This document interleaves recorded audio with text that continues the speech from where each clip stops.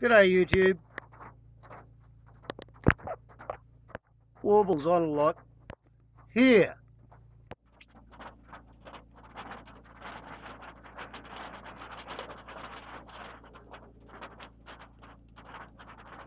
Here. With perhaps a slightly different style of a video. Of course, it's what they call a malt liquor video, which is any video made under the influence of any beer which is more than 5% alcohol per volume content. And you see, I have already consumed something on the order of 4 Cooper's Red Sparkling Ale Stubbies. Because, you see, here's how it is. Yesterday it was the 22nd of June. And the 22nd of June was an ominously auspicious day. At least it was for my father-in-law. My father-in-law's name was Ferenc Anthony Kun, K-U-N. He was a Hungarian. He was in the Hungarian Air Force. I'm pretty sure he was a rear gunner in a biplane. But the Hungarian Air Force became reinforcements for the German military forces. And on the 22nd of June 1941, Ferenc Anthony Kun became transferred to the German military forces. My extraordinarily strong suspicion is that, based on the way he was dancing while watching through binoculars as parachutists climbed out of a Cessna 172 and stood upon the struts ready to skydive into the Glen Innes showground. I've never seen anybody looking through binoculars into the sky while dancing and singing until I watched my father-in-law.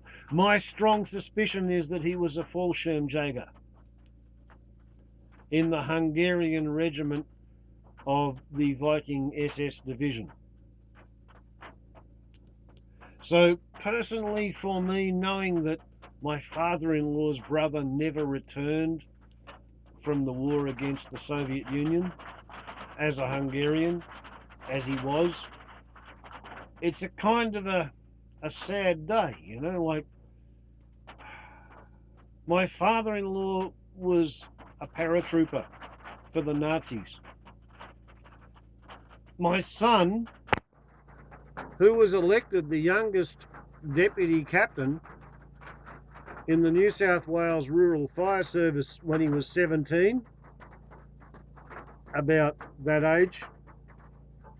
My son, the grandson of a Fallschirmjäger for the Viking SS,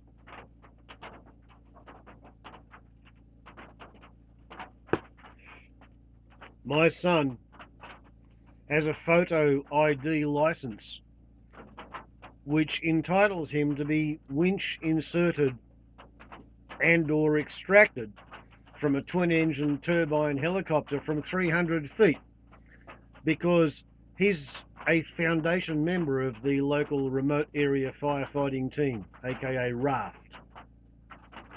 Which is kind of funny because he became a RAFT member slightly after he was elected full red hat captain of a 2-tanker brigade when he was 24.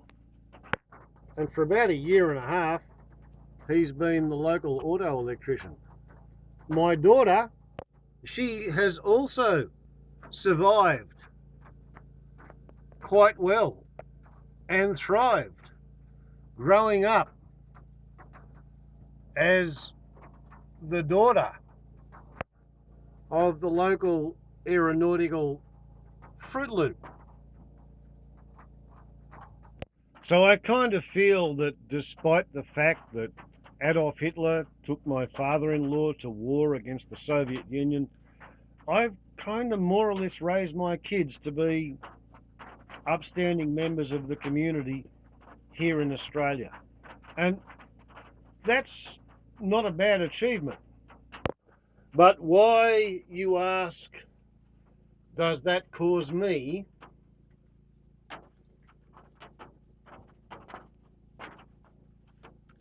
to get pissed at night with rain dropping from the trees onto the roof of my little hut, while the generator burns fossil fuel in order to try and charge up the batteries after 2 days of cloudy weather and rain and cold conditions in a row? Why is it that I'm making a significantly drunken malt liquor video talking about my children and my in-laws and my marriage, which was solemnised in the courthouse at Glen Innes 28 years ago? And the reason?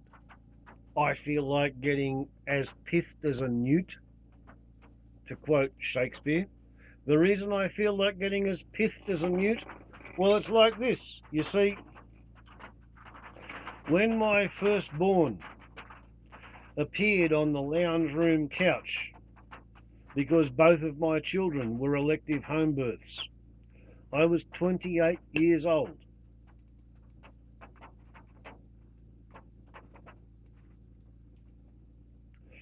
When he first got married, my father was 28 years old.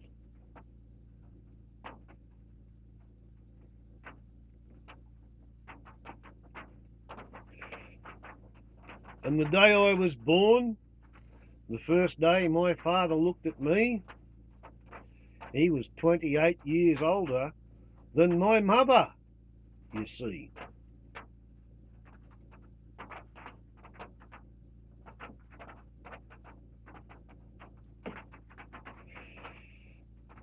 So if you think about it,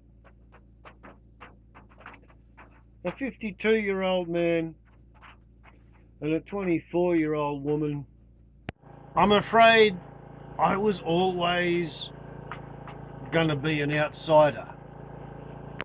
Now, considering the way I raised my children, and the evidence is that they were pretty happy when they were children, I don't think I've done too bad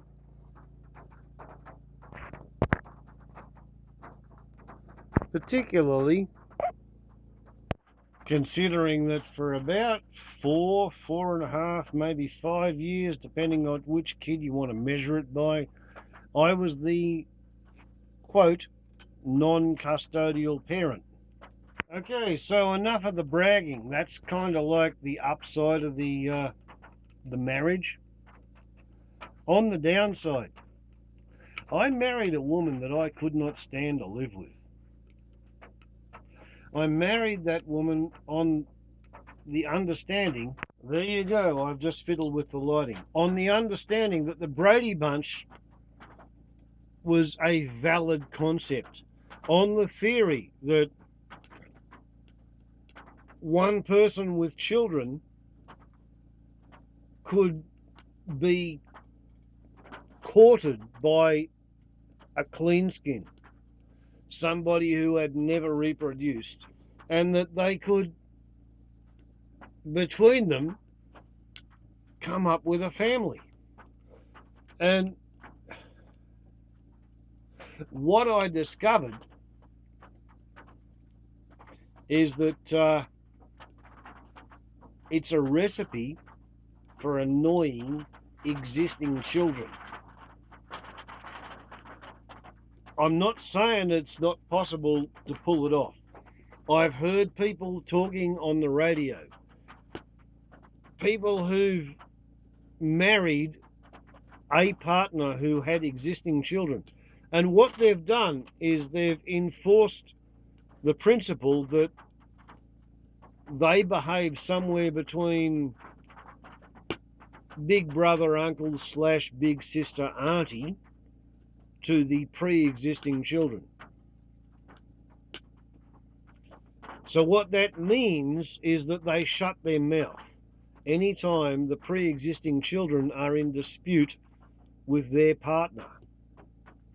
They never attempt to replace the missing partner, because one of the funny things about step parenting is that all of the language is really ancient, and it exists to deal with the fact of the absent biological parent being underground in the local cemetery pushing up daisies.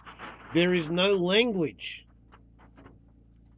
to deal with the fact of the absent parent living around the corner or on the other side of town or in the next town down the road or hundreds of miles / kilometres away or in another country.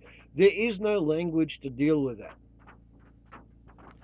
So yeah, I married a woman with kids, and I attempted to be the ideal new partner.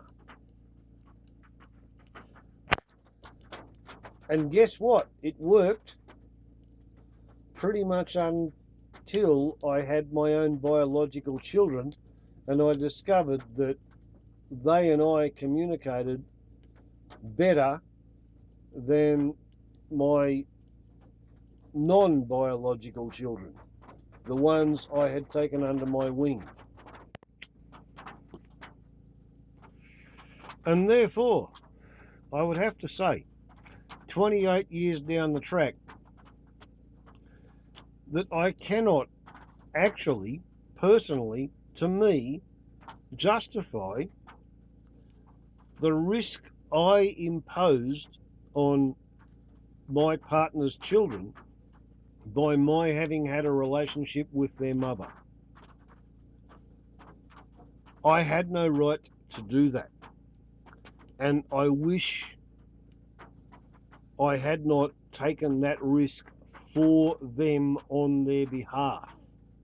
Because, you see, before I came into their lives, the two young fellas who became my stepsons, they were pretty happy.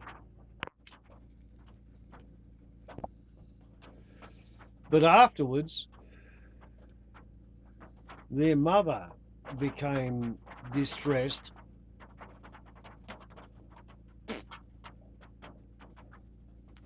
and then I had 2 kids, and then their mother became more distressed, and then I left, and then I only ever attempted to rescue my biological children. And that meant that I abandoned my stepsons. And I would like to say to my surviving stepson that I apologise for having courted your mother. As happy as I am to have been able to raise my children to be happy little hillbillies kids, and they are pretty happy,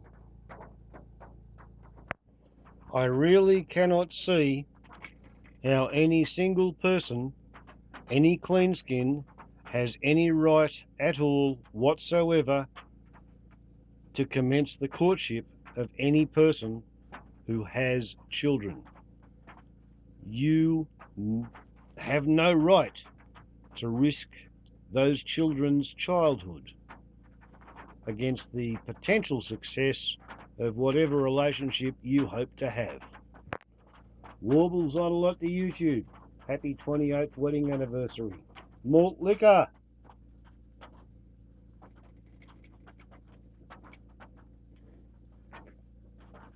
Ciao.